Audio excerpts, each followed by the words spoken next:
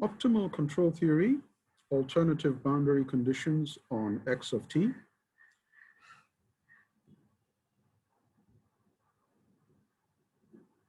Most dynamic optimization problems place some kind of constraint on the terminal value of the state variable. So for example, x of t could be greater than or equal to 0, which is a non-negativity constraint, right? So x of t cannot be negative.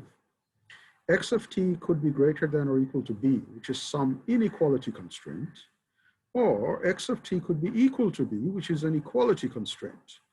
Now, such boundary conditions are dealt with by making adjustments to the transversality condition lambda of t is equal to 0, or mu of t is equal to 0, which apply when x of t is unconstrained.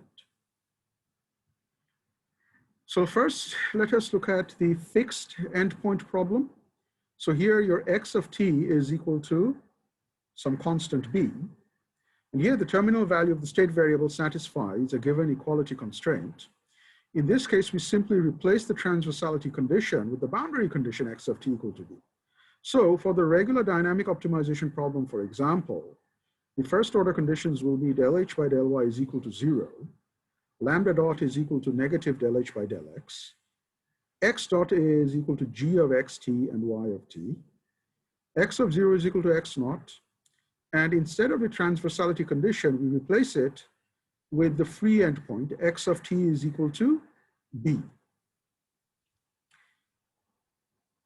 Inequality constraint x endpoint problem. So here, x of t is greater than or equal to b.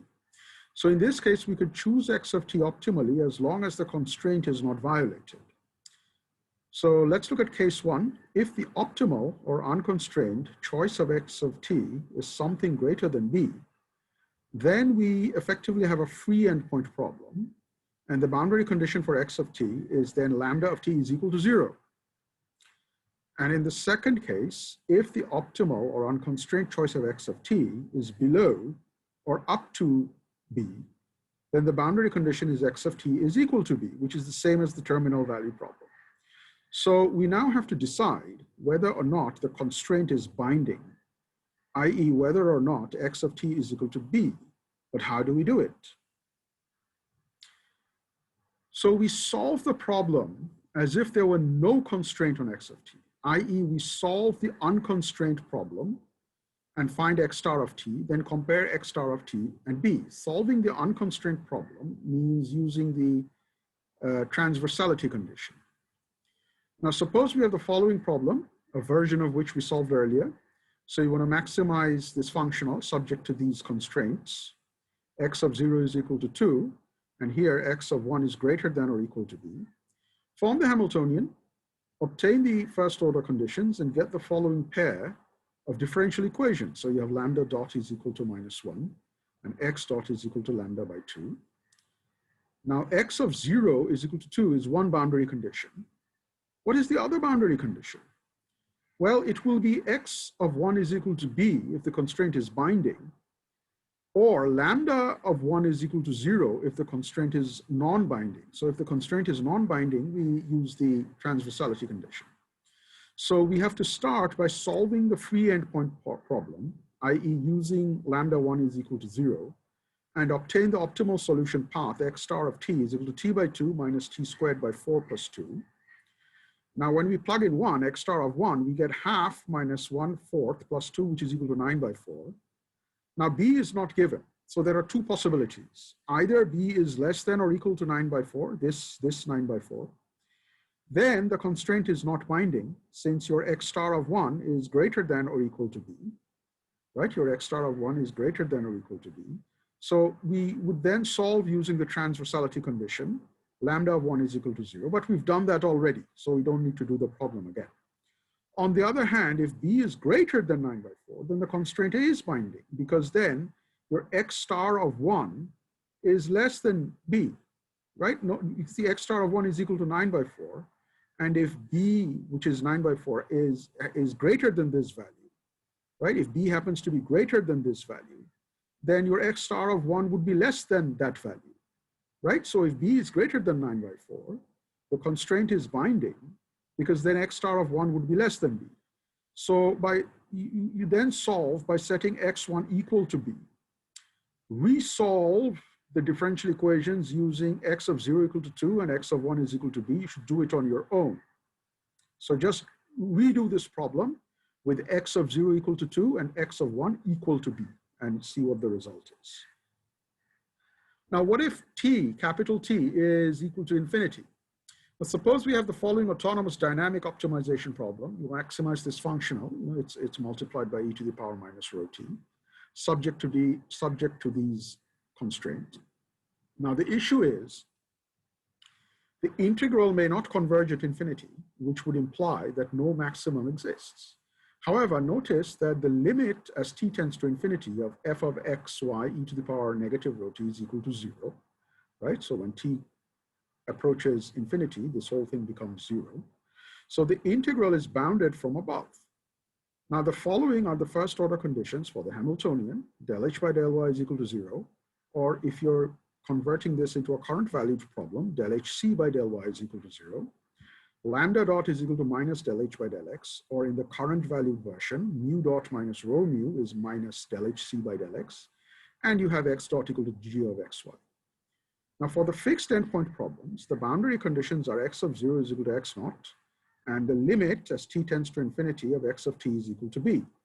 The second boundary condition is the infinite time horizon equivalent of x of capital T equal to b when t is finite. So if there's, for fixed endpoint problems, just use this second boundary condition, x of capital T is equal to b. And for free endpoint problems, where capital T can be chosen optimally, the boundary conditions are x of 0 is equal to x naught and limit as t tends to infinity of x of t is equal to x bar, where x bar is the steady state value of x, right? So for free endpoint problems, use x of t is equal to x bar.